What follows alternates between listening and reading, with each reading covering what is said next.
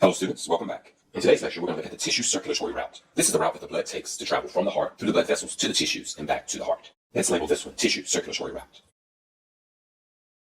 And we have quite a few components that we'll need to draw. The heart, the arteries, the tissue, and the veins. Let's draw these components.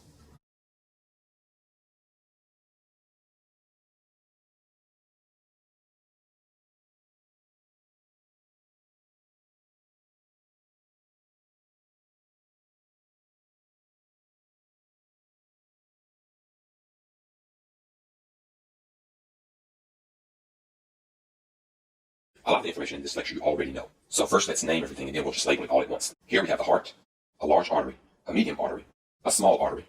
These blood vessels here, which we haven't named, shown in yellow is the tissue. And so returning to the heart, we have the smallest of the small veins, the medium veins, and the large vein. Let's label these components.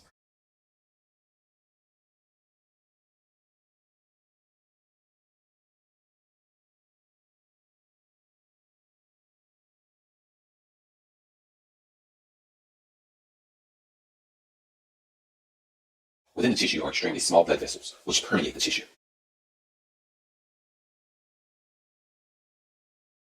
These extremely small blood vessels are called capillaries.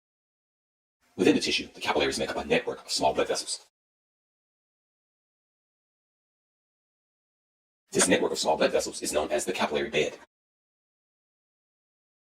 The heart is responsible for pushing, forcing, or spreading the blood throughout the tissue.